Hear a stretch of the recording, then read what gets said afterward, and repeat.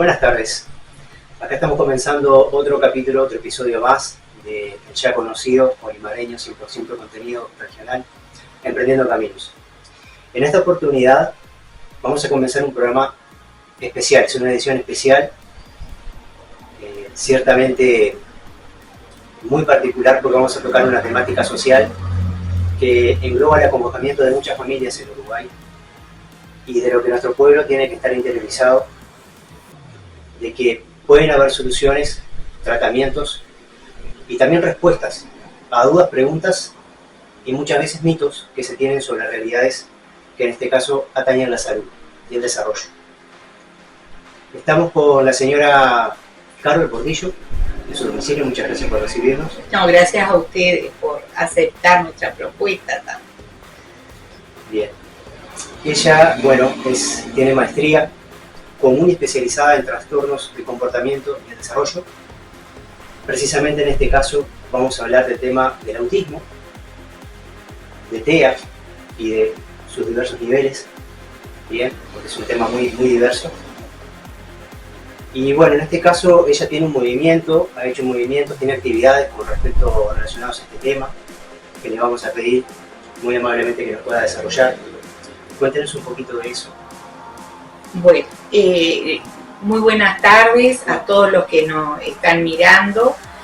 Nosotros comenzamos una compañera que en este momento no puede estar, Victoria Machado, psicóloga egresada de la UDELAR, y yo a hacer determinadas charlas para la comunidad en general y para docentes, teniendo en cuenta la gran cantidad de niños autistas que hay en el Uruguay actualmente. Nos vimos movidas porque ella tiene un niño de 4 años autista y yo tengo mi primer nieto, Andrés, que fue diagnosticado después de la pandemia. Antes no se había visto, ¿verdad? Por las razones que uno no se da cuenta muchas veces que ese desarrollo que él tiene al estar en condiciones especiales no era adecuado. Esto nos llevó a buscar, a estudiar y a buscar múltiples caminos, porque entendimos que también que la gente, las familias están muy solas. El que puede y tiene capaz un buen nivel económico, va y busca, va a Buenos Aires, ¿verdad? Va a Montevideo, se maneja de otra forma. Pero acá el autismo no tiene clase social, ¿sí? Toca desde a una familia monoparental, que muchas veces la mamá tiene una condición económica muy vulnerable, hasta gente que está bien económicamente y que en una de esas puede buscar otros caminos.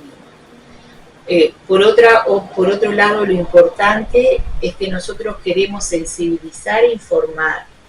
Sensibilizar de lo difícil que es esta discapacidad, aunque algunos ustedes van a escuchar que se pelean entre discapacidad y condición. La mayoría de los que yo he escuchado académicos hablan de discapacidad porque realmente hay una deficiencia en algunas áreas que hace que ese chico no pueda adaptarse y que hay que tomar determinadas medidas para que pueda avanzar. Nosotros comenzamos un poco a hacer primero en el instituto, abierta a la comunidad. Había venido gente, vino gente de otros lados, vino de Varela, de Lascano, muy sentidos por toda esa problemática que se está dando en CAIF, en Club de Niños, en escuela. Y después mi compañera dio en algunos en UTU, en el colegio acá, y salimos afuera. Yo salí sobre todo afuera porque ella por motivo de salud no pudo salir. Fuimos a Varela, a un club de niños, yo fui a Varela. El Rotary me convocó en Lascano. Posteriormente el único CAIF que existe en Vergara nos llamó para trabajar, para interiorizarnos. Fuimos a Vergara En Rincón también, que hay una población importante de niños autistas. Y por Zoom también aportamos al Instituto de Formación Docente de Rocha. Propusimos algunas propuestas, un grupo de autismo que tenemos acá en 33, Autismo 33, que elevamos a la inspección de escuela y también elevamos a los diputados, no importa el partido político, los diputados de los dos partidos políticos le entregamos en mano la dificultad de la inclusión de los niños con TEA dentro del sistema educativo, ¿sí? Y también la dificultad que tenemos hoy por hoy, ¿verdad?, con el pasaje desde inicial a primaria. Por otro lado, tuvimos la suerte que el senador Aníbal Pereira se enteró de toda la movida que estamos realizando, se interiorizó del mismo, tomó nota, ¿verdad?, tuvo una conversación muy abierta, muy franca, y expuso el tema en la media hora previa al Senado y solicitó que se bajara a las diferentes juntas, al CODICEN y al Ministerio de Educación y Cultura. Es difícil para que se vean cambios, ¿verdad? Sí, claro. Y además todo está a veces muy centralizado en Montevideo y Canelones. De eso puntualmente habíamos hablado algo, usted nos había comentado del Hospital Pereira Rosell, en el caso del hospital. Un programa PICA, puede ser. Sí, el Hospital Pereira Rosell tiene un programa de atención muy bueno en que incluye a los padres y le da herramientas, o sea, los padres no van a sustituir al terapeuta, ¿no? Pero sí hay que darle herramientas porque los padres están las 24 horas con ese chico. Entonces, hay una realidad que nosotros la vemos muy claramente. Uno cuando cría a sus hijos, ¿qué crianza realiza? ¿Qué práctica de crianza? Realiza la práctica de crianza que quedó como una huella en el inconsciente que le hicieron los padres. Pero ¿qué pasa cuando viene un niño especial? Yo no puedo poner en juego la misma práctica, sino que tengo que cambiar. Y el niño autista tiene determinadas características que genera muchas cosas, impactan en las figuras paternas y maternas. Muchas cosas. Porque son muchas áreas que están deficitarias, hay que hacer un trabajo, hay madres que tienen que dejar de trabajar, ¿sí? También muchos se deprimen porque uno cuando va a tener un hijo tiene un proyecto, una idea de lo que puede hacer un hijo, ¿verdad? Y lo espera sano, que venga bien, con una cantidad de características. Y cuando nace un niño y al poco tiempo ve que tiene características especiales, a veces hay gente que se culpabiliza y se deprime. Juega mucho un rol importante, a veces que tú asocias lo vive, ¿verdad? Pero en este caso es una cosa que llega a mortificar mucho a la familia, el estereotipado que se hace, sí, en base, ¿no?, al modelo que nosotros hemos establecido de lo que es una familia tipo. Sí, y sobre todo la búsqueda de la perfección. No hay nada perfecto en esta vida, todos somos diversos. De una forma o de otra somos diversos. El problema es que es mucho más fácil poner el mismo molde a todo que tener que cambiar, porque eso me va a exigir a mí como persona, revisar mi propia historia de práctica de crianza, ver qué cosas no hice bien y tener que buscar nuevos mecanismos y nuevas estrategias. Es difícil, es muy difícil. Donde va lo emocional, va lo racional, ¿verdad? Va lo económico, va lo social. Igual te pueden decir, ese niño no juegues con ese niño porque es raro, de la propia familia. Sí. No lo hacen por mal, lo hacen porque no conocen cuáles son las características que tiene ese niño, ¿verdad? Por las cuales tiene que haber un relacionamiento diferente. Bien, también hablamos de los contactos, más allá de las charlas, que son dentro de la República, obviamente, pero usted tiene contacto con la Federación Autista de España. La Confederación Autista Bien. de España, Y sí. también con la Asociación Educar, del doctor Cortés en Argentina. Sí. Te voy a explicar, con la Asociación Educar yo hice cursos, pero además la Asociación Educar, el doctor Roberto Rottler, tiene un plus más. ¿Cuál? En su último hijo, a los 3 años, se le diagnosticó autismo. Es neurólogo, trabaja en la UBA, la Universidad de Buenos Aires, es una de las personas que dentro de Río de la Plata que sabe una cantidad sobre el tema y puso en juego una cantidad de dispositivos para poder que el chico avanzara. Lo hizo desde los 3 hasta los 9 con un grupo interdisciplinario, con un equipo de 6 profesionales. Que acá no lo podemos hacer, porque por BPS solamente te dan 2 dispositivos, pagados por el BPS. Si querés más, lo tenés que pagar. Y en España tienen hasta 40 horas de dispositivos. No sé si yo me explico. Sí. Acá vamos 45, por ejemplo, mi nieto va a la fonoaudióloga 45 minutos, 45 minutos, ¿verdad?, a la psicomotricista y se le paga el terapeuta ocupacional. ¿Tá? Entonces,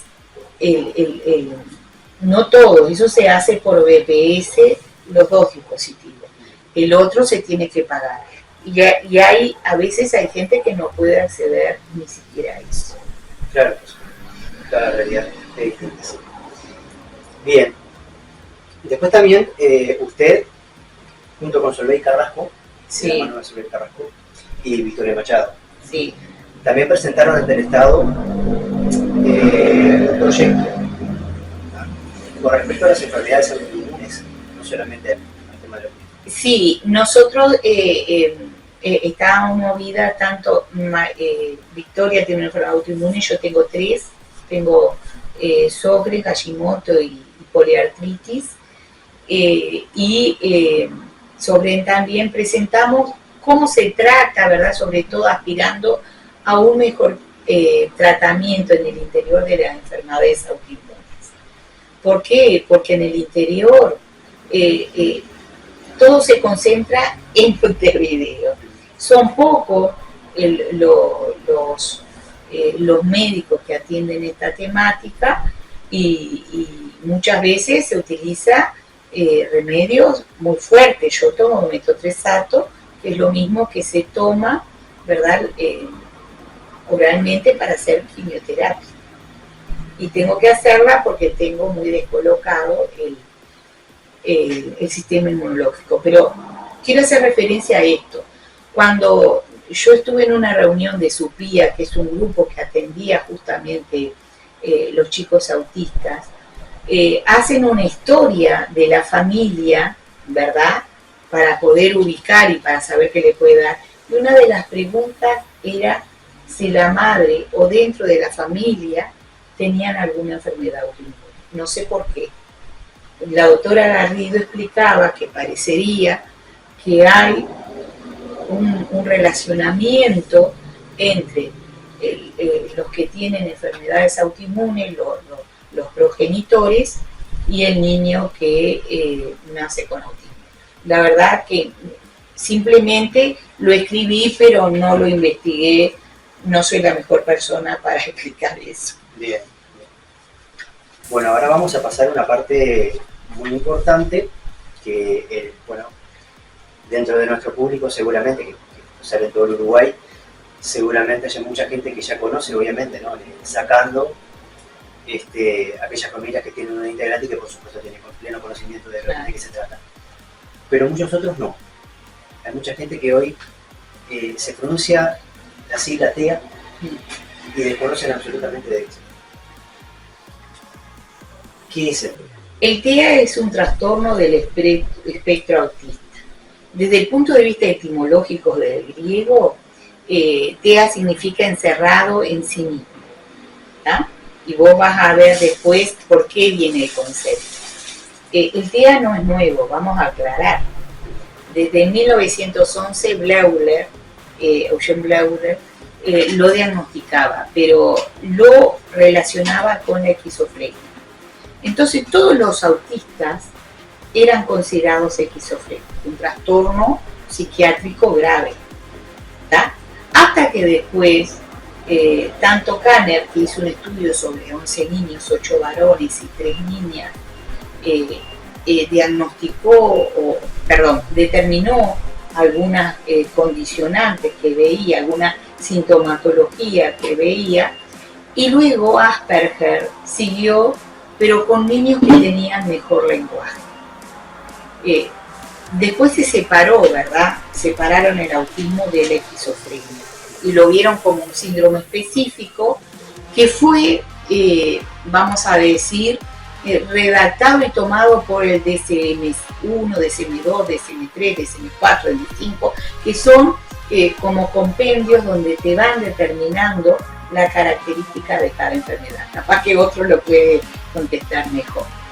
Entonces, en ese último se separó, ¿verdad?, el autismo de la esquizofrenia y se hizo una clasificación. Es un déficit que hay en el desarrollo, ¿verdad?, en el desarrollo, y que se ve claramente en la comunicación, en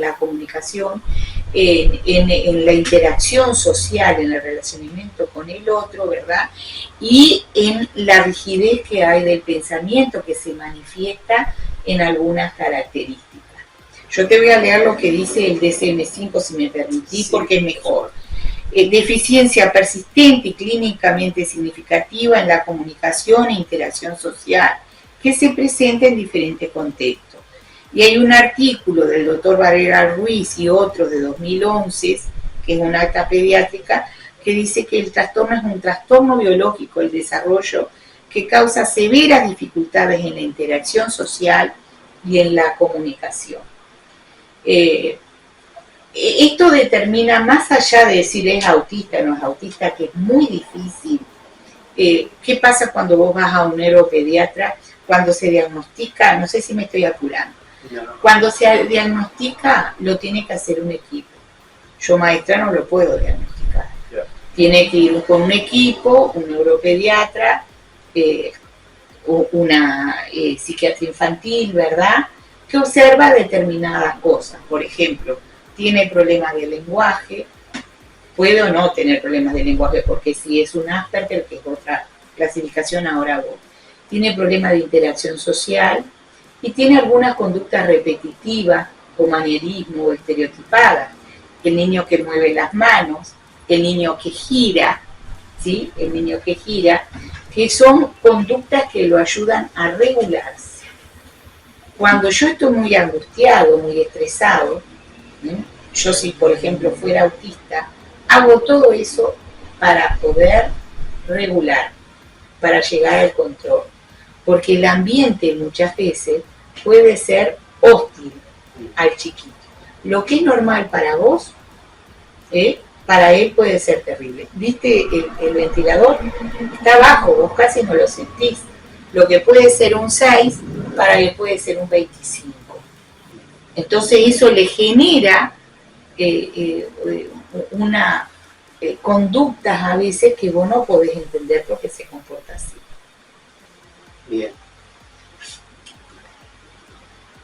Ya hablamos un poquito de lo que es el TEA, ¿verdad? Nos surge una pregunta. ¿Cuál sería aproximadamente la idea aproximada de la gravedad que padece nuestra sociedad hoy con el autismo? Cuando empezó inicialmente el TEA, se daba, yo tengo la prevalencia acá, por ejemplo, en el 2005 se daba 70 sobre 10.000 en el mundo. 70 sobre 10.000. En el 2008, en el 2011, perdón, era 1 sobre 110. Y actualmente acá en el Uruguay se considera 1 cada 48. Pero en Florida, en Estados Unidos, yo leí los últimos datos, es 1 niño cada 25. hay un Eric Laurent, que es un psicoterapeuta francés de los grandes, ¿verdad? Él habla cómo la gente no puede estar interesada en lo que se está dando, porque esa prevalencia va aumentando exponencialmente. No se sabe por qué, si era que estaban mal diagnosticados, si hay otras variables que están incidiendo o qué es lo que está pasando. Pero el problema es que esa gente que es neurodivergente, una cosa es el neurotípico, que es el que es normal, y otra cosa es el neurodivergente, aquel chico que se mueve y tiene conductas diferentes porque tiene su neurodesarrollo es diferente. No sé si yo me explico. Sí. ¿Tá? Entonces, ese chico neurodivergente no está adaptado a este mundo de hoy. Este mundo está adaptado para un niño neurotípico, un niño normal. Entonces, hay dos posibilidades. O se incluye a ese chico en este mundo, o lo dejamos afuera, o tratamos de integrarlo de alguna manera. Son tres opciones que son muy difíciles. En Uruguay cada vez hay más. ¿Qué ocurre? Te voy a decir por qué no se pueden dar números. Porque cuando es de 0 a 6, los mayores cambios que se dan, ¿cuándo se van? No hay autistas que sean espontáneos. O sea, siempre te tienen que dar alguna cosa, alguna sintomatología que vos lo ves. Por ejemplo, un bebé que no fija la mirada, desde muy chiquito, que no puede señalar el objeto, porque antes del lenguaje verbal tenemos el gestual. Y el chico es muy chiquito, ustedes han tenido un niño que cuando quiere algo, ¿qué hace? Lo señala o lo lleva con la mano y le dice. El niño autista no hace eso en general, pero no toda la sintomatología se da de la misma forma, porque lo que tiene el autismo es una gran diversidad muy amplia. Por eso es tan difícil de manejar, todas estas cosas hacen que cuando hay que intervenir, de 0 a 6, no se da, no se etiquete, no se va y dice, no es autista, no. Parece que tiene algunas características autistas, pero lo vamos a poner en el autismo, se incorpora o está dentro el autismo propiamente dicho, el Asperger y el trastorno generalizado del desarrollo. El trastorno generalizado del desarrollo es muy amplio y abarca todo aquello que vos todavía no podés, vamos a decir, determinar bien. No sé si me explico. Sí. Entonces, ¿qué ocurre? De 0 a 6 se trata para no etiquetar hasta viendo a ver qué es lo que pasa. Porque también lo otro que ocurre es que hay niños que son autistas, pero además tienen alguna otra cosa más. Por ejemplo, lo que nosotros llamamos comorbilidad. Hay niños con síndrome de Down y que son autistas. Hay otros que son solamente con síndrome de Down, ¿verdad? Hay niños con síndrome de Prader-Willi y son autistas. Hay otros que no. Es lo que se dice autismo primario y autismo secundario, que se trabajan de forma diferente. No sé si yo me explico. Bien, sí. ¿Sí? Porque no es lo mismo trabajar solamente a un niño que es autista a trabajar con un niño que es autista y que tiene, por ejemplo, un déficit de atencional. Claro. Y básicamente estamos hablando que dentro del espectro del TEA o del trastorno generalizado de desarrollo es un abanico amplio de espectros. Muy amplio. Exactamente. Muy amplio. Y que tiene mucha incidencia el trato, que no es diferencial a nivel humano, a nivel personal, para nada, sino que en el tratamiento en sí que se le debe dar, se diferencia por la simple razón de que no es lo mismo un niño o un adolescente que padezca este trastorno generalizado de desarrollo, simplemente, sino que lo acompañen también otra patología. Claro, claro. Sí, sí. Además, hay una cosa que es esencial, vos hablaste de adolescente. Hay dos cosas que yo quiero. Una, que habla Baron Cohen, que el diagnóstico es simplemente para ver los dispositivos que se van a poner en juego. ¿Ah? Porque para ir a decir, bueno, este niño es autista, esto, lo otro, no te sirve de nada si vos no resolvés qué cosas vas a poner en juego para poder ayudar. Y otra cosa que habla Joaquín Fuentes, que es uno de los catedráticos más grandes que hay en todo el mundo español, el vasco, tiene un grupo de trabajo en Guipúzcoa, donde tiene una experiencia maravillosa. Y él hablaba que hay dos cosas, una cosa es ser autista y otra cosa es la experiencia de cómo se vivió el autismo. Entonces es diferente. El adolescente, yo tengo un adolescente, ¿cómo vivió el autismo? ¿Sus padres estuvieron? ¿No estuvieron? ¿Tuvo los dispositivos adecuados? ¿Fue cambiando, modificando su conducta? ¿Mejoró en el lenguaje? ¿Mejoró en las interacciones? ¿Qué pasó con esas conductas estereotipadas? ¿Se modificaron o no? No sé si yo me explico. Sí.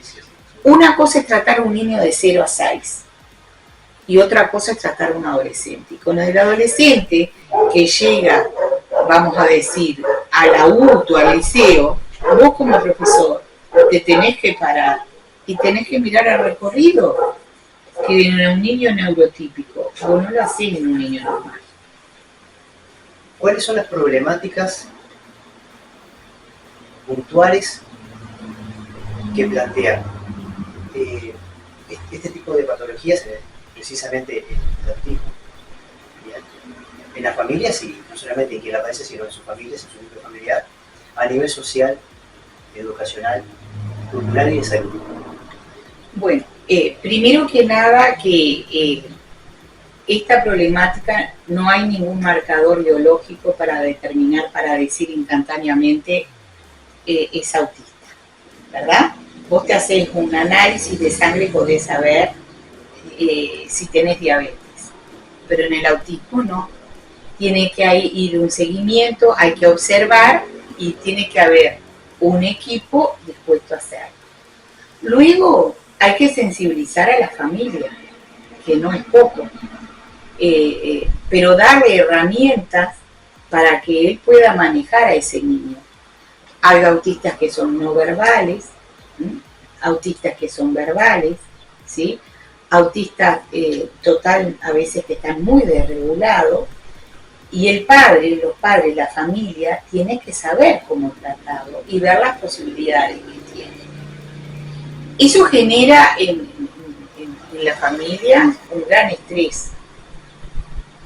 Lo que plantean los grupos que trabajan con los autistas es que tampoco se puede desde la salud o de la educación generar un mayor porcentaje de estrés, porque si no, el padre se va a sentir como que no puede con la situación, totalmente desbordado. Y se han dado situaciones muy feas a nivel del mundo, ¿verdad?, donde demuestran la angustia que le genera esa situación. Entonces, hay que empezar a ver, bueno, hay autismo verbal y no verbal. Hay un retraso en el lenguaje muchas veces. Hay chicos que sí aprenden, pero primero hacen listado de palabras, luego frases, luego comienzan con enunciados. Hay que hablarle de determinada forma, hay que enseñarle a los padres. Hay que hablarle de frente a los chicos, que le miren el rostro, articular muy bien, no decirles palabras complejas, levántate, toma el vaso, ¿verdad?, corto y al pie, y si tiene que ser aún en una primera etapa más simple todavía, el vaso. ¿Me explico? Pero para eso hay que ver el niño. El niño no sabe acariciar. Muchas veces el niño viene, mi nieto venía y me apretaba, hasta que yo le enseñaba. ¿Por qué? Porque los autistas tienen un 95%, ¿sí?, alterado el sistema sensorial. Si yo te digo, bueno, digo, ¿cuántos sentidos tenemos? ¿Vos qué me decís? Sí. No, tenemos 8. Entonces, en esos trepas son los primitivos, que ellos también lo tienen alterado. Pero esto, mirá que esa contestación me la hacen todos. el propioceptivo, el vestibular, que está en el oído medio, y el interoceptivo. Entonces, hay, por ejemplo, madres que se han visto desbordadas porque su niño tiene 5 o 6 años y aún usa pañales, autista. ¿Qué es lo que ocurre? ¿Cuál es la explicación? Y a veces recibe, no lo ha sabido educar bien, mirá, usa pañales con esa edad, no, pero no es culpa del niño. Cuando se tiene afectado el sentido, el interoceptivo, que es uno de los más primitivos, el niño no siente ni cuando tiene hambre, ni cuando quiere hacer pichí, ¿verdad? O otra cosa, no lo puede hacer. Entonces hay que determinar, hacer una cantidad de acciones para poder promover todo ese aspecto. La gente de afuera no lo entiende muchas veces. Y va a un jardín y le dicen, no tiene que usar pañales. Bueno, entonces habría que preguntarle a los que dicen no tiene que usar pañales, ¿cómo hacemos para poder ordenar el sentido interoceptivo o que vaya mejorando? Hay preguntas a veces muy difíciles para contestar, ¿sí? La importancia del relacionamiento con el otro, ¿verdad? Es importante que los niños, por ejemplo, en el salón sepan que tienen un compañerito que se va a relacionar diferente, que a veces va a gesticular, que a veces no sabe. Nosotros tenemos, todas las personas, nos manejamos con un espacio, ¿verdad?, que nos deja conforme entre uno y otro, pero el niño a veces no sabe, y cuando quiere jugar siempre a lo mismo, no quiere salir, ¿sí? Si es muy chiquito, ordena, agarra todos los juguetes, agarra en fila, y si no está ajustado, si le sacás un juguete de esos que están en fila, estalla. Que hay dos cosas diferentes, una cosa es el berrinche y otra cosa es la crisis. Son dos cosas diferentes que a veces la gente no entiende. Bueno, esos niños en otros países, por ejemplo, en Brasil, vos vas a una farmacia y las personas que tienen niños autistas tienen prioridad para pasar primero. ¿Por qué? Porque esos niños a veces no pueden esperar. Acá, no, se los anota para una consulta y el niño autista espera teniendo una cantidad de variables a su alrededor que lo pueden desajustar, y muchas veces cuando llega a la consulta, llega desajustado. Entonces te dice, ¿por qué está tan nervioso? Y está nervioso por varias razones. Pero uno se tendría que preguntar cuando va a la salud o cuando va a la educación pública, ¿cómo atender a un niño autista? ¿Cómo aprende a leer un niño autista? ¿Cómo aprende a contar? ¿Cómo aprende a operar? Nosotros sabemos cómo aprende un niño neurotípico, un niño normal, pero en el niño autista está desfasado. Por eso es que nosotros decimos que cuando hay niños incluidos no puede haber más de 15. No puede haber 15 porque yo tengo una cantidad de variables que trabajar con ese niño. Tengo que trabajar el lenguaje, tengo que trabajar la comunicación con el otro y atiende todo lo que se le brinde en forma literal. La matemática es un gran problema para él, porque hay que abstraer. No sé si yo me explico. Y en la salud pasa lo mismo. Pregúntense los que tienen niños autistas. ¿Cuánto les preguntan a ver qué evolución ha tenido en el lenguaje? ¿Qué evolución ha tenido en matemática? ¿Cómo se relaciona con los otros? ¿Sí? ¿Es capaz de jugar con otro compañero? ¿Cuánto se aísla? Que es normal que en un momento el chico quiere estar solo, lo necesita estar solo para volver al equilibrio. No es fácil. Y los padres pasan flor de trabajo. Sí, por supuesto. Vos vas a ver cuando ellos tienen, porque además los chicos pueden tener selectividad alimentaria. ¿Qué quiere decir eso? No comen todo. Mi nieto, por ejemplo, come milanesa, alguna banana, a veces no toma leche, y así hay una cantidad de chicos. Entonces, ¿cómo haces para que ese niño se alimente bien? Eso de de una alimentación sana. Y ahí estamos con otra interrogante, ¿no?, que se nos genera, que también queremos explicarle a los padres y darle una idea, porque muchas veces se desconoce. En nuestro país, ¿existe algún mecanismo de inclusión a nivel de instituciones públicas, de desarrollo, de atención, de asesoramiento a los padres? En nuestro país, el BPS presenta las asistentes personales, que es alguien, la mayoría, y es mi posición, yo creo que las asistentes personales en este país están enfocadas a las personas mayores, pero no a los niños autistas, o con otras características que puedan tener. No sé si yo me explico. Enfocados en la tercera edad. Enfocados en la tercera edad. Es todo un desafío. Tampoco se pueden dar recetas, porque como un niño autista es diferente de otro. Por ejemplo, los Asperger en general se manejan en el lenguaje bastante bien, pero tienen otras características, como las conductas repetitivas y la rigidez del pensamiento y la parte de relacionamiento marcada igual que los autistas. Pero a veces puede uno preguntarse si es o no es autista, pero lo es. Es otra subclasificación. Luego tenemos ahora empezar una nueva modalidad que atienda a 3 niños, pero tampoco ahora. El que enseña, el que debe enseñar, ¿quién debe ser? En definitiva, ¿verdad? Lo académico, lo mágico. Pero para eso hay que confrontar que está frente a un alumno diferente.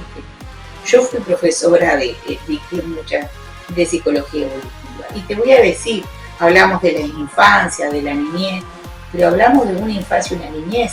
Ahora tenemos una diversidad de infancia y niñez. Y ese es el gran obstáculo que tenemos. Hay autismo tipo 1, que es el más sencillo y que se puede relacionar y se puede adaptar. Autismo tipo 2, que precisás tener otras adaptaciones y otros dispositivos para que el chico pueda adaptarse mejor y estar mejor. Y el tipo 3, que es el más difícil. Casi siempre hablamos y anoche, ¿verdad?, de todos esos niños, que esos niños tienen un autismo leve. No son representativos del autismo más duro, del autismo que llega a la adolescencia, no es verbal, se quiere comunicar, se frustra, igual puede tener conductas autoagresivas o heteroagresivas. ¿Me explico? Entonces, nosotros tenemos que ver que el universo es muy amplio y que nos está pidiendo otras cosas, a la educación, a la salud. Vos no podés llevar a un niño autista cada 1 año, cada 6 meses, aunque tenga 7, 8 años, porque ese niño tiene características específicas que tenés que reevaluar cada rato. No sé si es por un sistema del servicio de salud o qué es lo que pasa. Y lo otro es el BPS, ¿verdad? El BPS da asistente social, da a veces pensión, a veces no, y se ha visto casos en lo que se ha recortado en algunos casos la pensión a chicos que sí lo precisaban. Pero la pregunta más seria que hay, bueno, esto pasa en la niñez, en la infancia, niñez y adolescencia. Y después de los 18, bueno, los adultos autistas se pierden. Terminan muchas veces segregados, dejados, sin relacionamiento con los otros según el nivel de muchas cosas, no tienen posibilidad de trabajo, los que pueden, ¿verdad?, porque no se los da, y la angustia de los padres, una angustia muy válida. ¿Qué va a pasar si yo llego a faltar? Sí, que en el caso de otra temática que es bastante delicada en Uruguay, como el síndrome de Down, si miramos la línea de tiempo del país en materia de legislatura, en materia de ley, no hace muchos años que se incluyó esa partida, cada solicitud de empleo, esa partida obligatoria, de porcentaje obligatorio de inclusión de personas con síndrome de Down. al igual que dentro de la comunidad LGBT. Claro, pero vamos a aclarar una cosa que me parece que este es el momento especial. El chico con síndrome de Down, ¿sí?, tiene un retraso en la parte cognitiva, ¿verdad?, para aprender. El maestro lo que hace una adaptación curricular y el niño va aprendiendo a su tiempo. Pero el chico con TEA tiene un problema en el área del lenguaje. En el área cognitiva, porque el lenguaje ayuda a estructurar el pensamiento. ¿Sí? Ayuda a estructurar el pensamiento. En el área de interacción con el otro, conectarse con otro, es difícil. Los niños neurotípicos tienen todas las habilidades casi instintivas para relacionarse con los otros. Pero los niños autistas precisan otras cosas.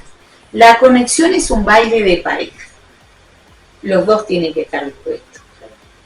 Pero en el caso de los niños autistas, él no está dispuesto porque no tiene la conexión. No tiene la conexión. Muchas veces está sobreestimulado y no puede entender la respuesta tuya, ya sea tanto gestual como verbal. La gestual es muy importante y nosotros hemos perdido la capacidad de poder leer el lenguaje gestual. Vos tenés esposa, sabés, sin mirarla cuando tu esposa está mala por algo. Sí, bueno, pero hay mucha gente que ha perdido esas cosas. Y en el niño, y sobre todo en las primeras etapas, es fundamental aprender a leer lo gestual para poder avanzar. Poder avanzar. Bueno, y esto también genera, que se ha generado siempre, ¿no?, durante toda la vida, en la cultura, no solamente de Uruguay, sino en estos temas a nivel internacional, en todos los países, por supuesto. Pero, concluyentemente, en nuestro país, la ciencia actual, la ciencia moderna, ¿qué nos dice, qué nos arroja con resultados fácticos, contrastables, corroborables, respecto a los mitos que existen sobre las actitudes propias y inherentes de quienes padecen este trastorno? Bueno, vamos a aclarar dos cosas. Hay investigaciones de última, tanto de México como Estados Unidos, que marcan que había una componente genética o epigenética en la determinación de autismo. No sabemos por qué es lo que hace la modificación genética, ¿verdad?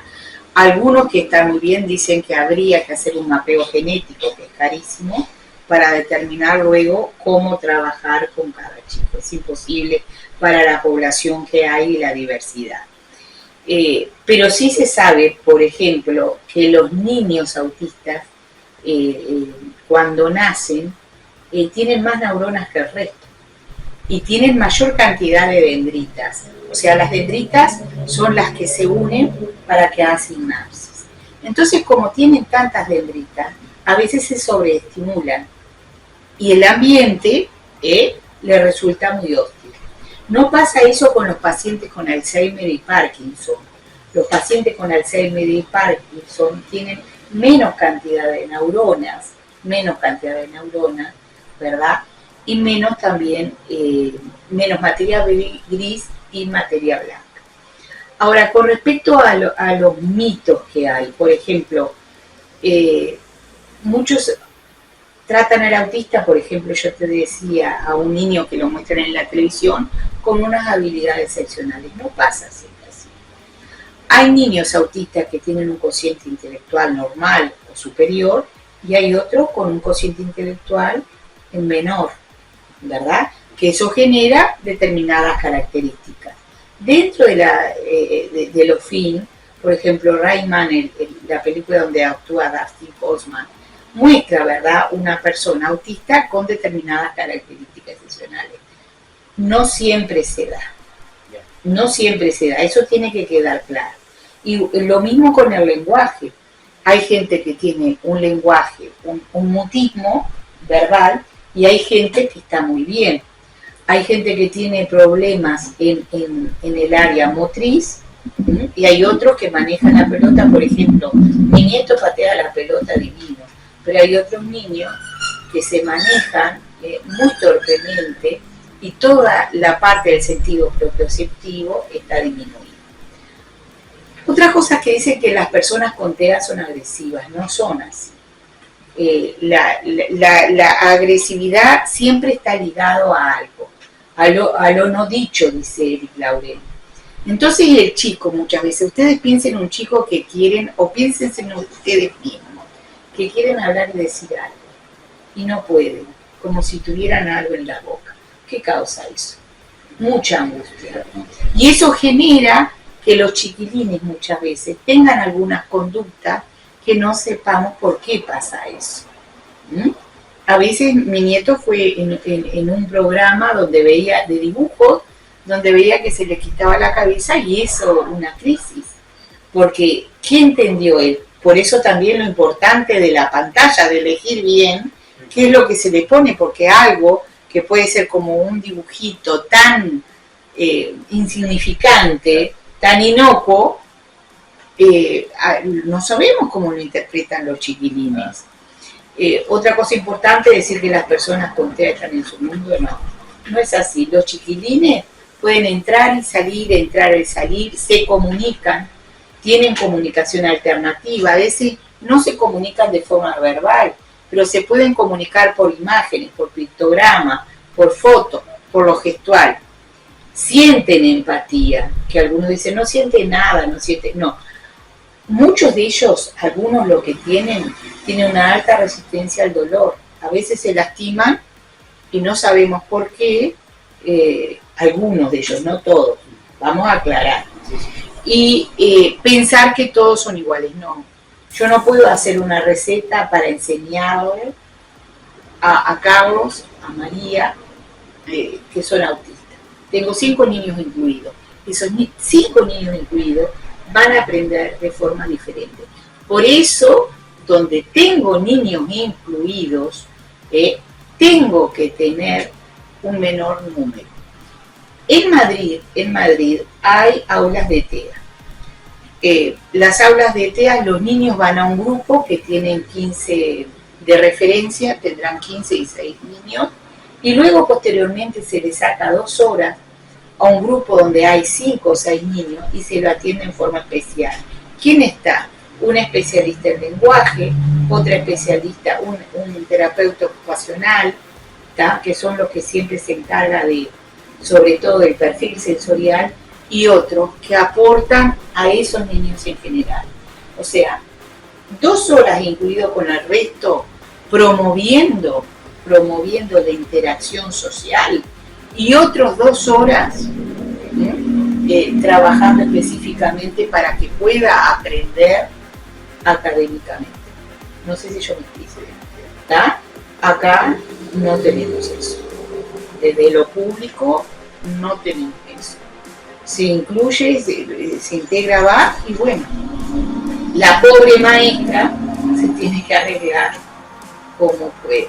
Si tiene, a veces pone la mejor disposición, pero muchas veces yo voy a lanzar una danza también porque soy maestra, pero también porque sé lo difícil que es, porque le he querido enseñar a mis nietos. Es muy difícil, y vos tenés 25 niños, aprender esa diversidad sintética. Y poco humano y poco profesional, todo. Pero la culpa no la tienen las maestras, sino quienes conducen. Una gran pregunta, ahora se estaban peleando por los números acá. No se tiene que pelear por los números, lo que habría que preguntarse, ¿cuál es la naturaleza del alumnado que tengo dentro del aula? ¿Hay disléxico? ¿Hay disgráfico? ¿Hay autista? ¿Hay TDAH? ¿Hay niños con síndrome de Down incluido? ¿Hay niños con dificultades del aprendizaje? Esa es la pregunta, no el número. Para ir apuntalando, finalizando, vamos a hacer, si les parece, un reconto para dar un aspecto más unitario de todo lo que se ha dicho. Como conclusión, entonces, tenemos que, bueno, en nuestro país, como ya lo dijimos, en todo el mundo, por supuesto, es una realidad. Y un desafío sobre desafío. Un desafío. Dentro de las familias que lo padecen y para los para el resto de la población que circunda, por supuesto, que es imperativo que tomemos conciencia de esto y que nos sensibilicemos también va para el público, que bueno, que es una razón pilar por la que estamos haciendo esta edición especial, esta edición agotada, que por cierto va a salir el día martes, eso lo vamos diciendo, porque bueno, no podemos dar vuelta la cara a esta realidad, que vemos los números, por nombrarlos por arriba, y es alarmante, sinceramente, cómo se ha agravado en los últimos tiempos. Estamos hablando que para dentro de poco tiempo seguramente ya estamos hablando de más de la mitad de la población de niños con estos síndromes. Y en todas las escuelas encontrás, en todas, no hay ninguna. Exacto. Y que bueno, también es urgente que nuestro Estado, puntualmente estamos hablando de esta república, genere mecanismos institucionales urgentemente en la educación, pero también en lo social, ¿verdad? Porque esto, así como usted decía, se plasmaba, no se trata solamente de ver los números, sino ver, o sea, lo cuantitativo, sino lo cualitativo dentro de todo esto, y de generar planes, programas educacionales en donde la disponibilidad de las escuelas, de la infraestructura, el ensanchar o hacer determinados salones que estén equipados y que también tengan el confort necesario para atender a este alumnado, pasando por ahí a que tampoco esto puede quedar en un simple plan social como muchas veces se hace, sino que realmente el Estado se sensibilice a raíz de esto para que le dé un asesoramiento oportuno a las familias, que creemos que humildemente desde nuestra perspectiva de quien habla puede desarrollarse quizá con algún plan pensado de manera de asesorías en el interior, quizá entre centros que pueda descentralizar valga la redundancia, el Estado. Supongamos algo como pasa por ejemplo con pymes, que es algo que es de otro tema, pero que perfectamente se puede llevar a cabo, y que de esta manera se le dé un asesoramiento y una tranquilidad también al padre, a la madre, al familiar y también al vecino y a la vecina, que salen a la calle, que tratan con esa familia, que ven al niño, que ven a la niña, porque eso también genera integración social, porque obviamente que este camino, como vamos, digo, lo único que estamos generando no solamente es un simple desconocimiento, yo no lo conozco, sino también genera cierto rechazo a esa... Y una marginación. Y exactamente. Y una marginación. Que es el peor de lo peor. Claro, claro. ¿Qué otras conclusiones? Yo siempre digo una cosa que aprendí ahora, o sea, tengo 33 años de carrera como maestra común y maestra en mi área de alteraciones del comportamiento. Me jubilé, creí que la cosa iba a terminar y me encontré con esto, que es un desafío. Pero es una reflexión personal. Pero ¿saben qué me doy cuenta? Que los autistas, en cierta forma, nos vuelven a poner en el tapete nuestra humanidad. Es una nueva oportunidad. No basta con lo académico, no basta con lo cognitivo. Lo emocional tiene gran importancia, ¿sí?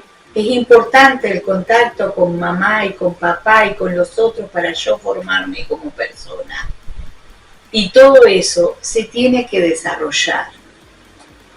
Hoy vemos el mundo y vemos el mundo en total conflicto. En total conflicto. Los hombres no se entienden, ¿verdad? Se pelean. Bueno, los autistas nos vienen a decir, yo dependo de vos. Dependo que me cuides, que me proteges, que me ayudes a desarrollar mi lenguaje para poder conectarme con el otro, ¿sí? Aprender qué cosas están bien y qué cosas están mal. Juan es un niño normal, no preciso, pero Andrés sí lo precisa. Entonces tengo que poner también, pone en el tapete a la familia. Una familia que esté, una familia que se relacione, una familia que interaccione, que abandone las pantallas, ¿sí? Porque la pantalla no puede ser la institutriz electrónica que forme a mi niño, y que me den otros espacios. Es la única manera de hacerlo. Ponen el tapete a la familia, al desarrollo emocional y la importancia del desarrollo emocional, y cómo se unen las diferentes áreas, la cognitiva, la afectiva, la social y la moral. Si yo no me desarrollo mis emociones, ¿cómo puedo reconocer al otro y aceptar las convicciones que me da el otro? El autismo es lo más complejo que hay, pero también es como un llamado a la sociedad que tenemos que cambiar. Y bueno, para terminar, yo no quería despedirme sin comentar acá, y al público también, ¿verdad? Aquel padre, aquella madre, aquel abuelo, aquella abuela, tía, hermano, etc., que está escuchando, que muy por el contrario de a veces del pensamiento que lamentablemente es muy popular en nuestro país, no se tiene la culpa, no se tiene por qué acarrear remordimientos por algo como lo que aquí tratamos en esta oportunidad, que bueno, que simplemente nos toca, que ese niño no lo pidió, que no lo debería padecer, que esa niña no lo debería tener, pero que bajo ninguna circunstancia tiene que ser motivo de remordimiento, de aflicciones y de estrés, porque lo único que hacemos con eso es cargarle más la mochila a esa criatura, a ese adolescente. Entonces con esta instancia creo que es el ánimo nuestro de la producción y también de Carol, dejar muy en claro de que sí hace falta hacer muchas cosas, y muchísimo más a nivel institucional, a nivel de gobierno, de instituciones públicas y también privadas, porque todos conformamos el país y conformamos la República. Es una realidad que todos tendríamos que no que compartir, sino que acompañar. Así que esperamos que haya sido de su agrado, que el mensaje haya quedado claro. Es un mensaje positivo, en donde intentamos que ustedes sepan que están contenidos, que hay gente que sabe de esto, que está llevando a cabo labores, como es el caso de Carol, como es el caso de Solveig, de Victoria Machado. De Victoria Machado. Y bueno, y de mucha gente más, que no están solos, como ya dijimos. Así que bueno, que se puede, que es necesario sí estar unidos, a veces acercarse uno con otro, compartir las realidades sin temores.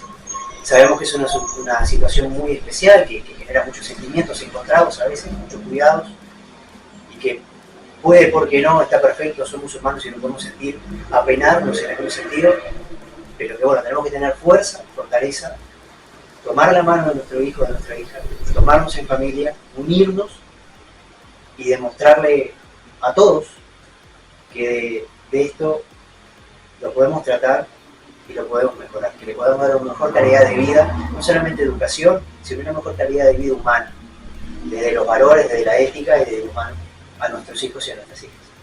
Así que bueno, muchas gracias, Carol, por recibirnos de nuevo. No, gracias a ustedes por permitirnos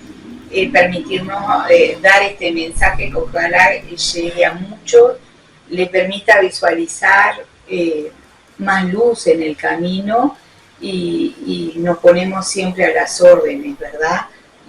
Porque sabemos lo angustiada a veces y lo mal que a veces está en la familia, y de esto salimos todos juntos.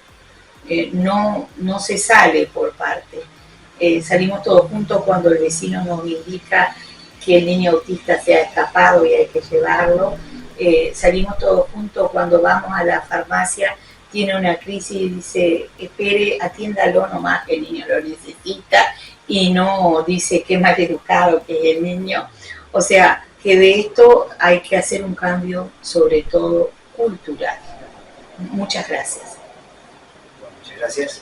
Así que bueno, los esperamos en este capítulo, que bueno, es una edición especial, como ya nombramos. Los esperamos en nuestro canal. Denle la campanita, suscríbanse, vean este contenido, compártanlo con quienes ustedes sientan, con amigos, con familiares.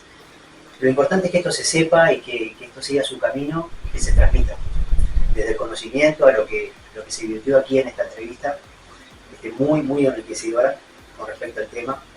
y que seamos todos conscientes cada vez más de esta realidad. Muchísimas gracias y esto fue otro episodio de Emprendiendo Caminos. Hasta la próxima. Hasta la próxima. Hasta aquí una nueva entrega de Emprendiendo Caminos. Esperamos de corazón que te haya gustado el contenido y te invitamos desde ya a suscribirte, darnos tu like, pulgar para arriba, compartirlo y seguirnos en nuestras redes sociales. Los links están debajo de este video. Te esperamos también en nuestra invitación para seguir juntos emprendiendo caminos.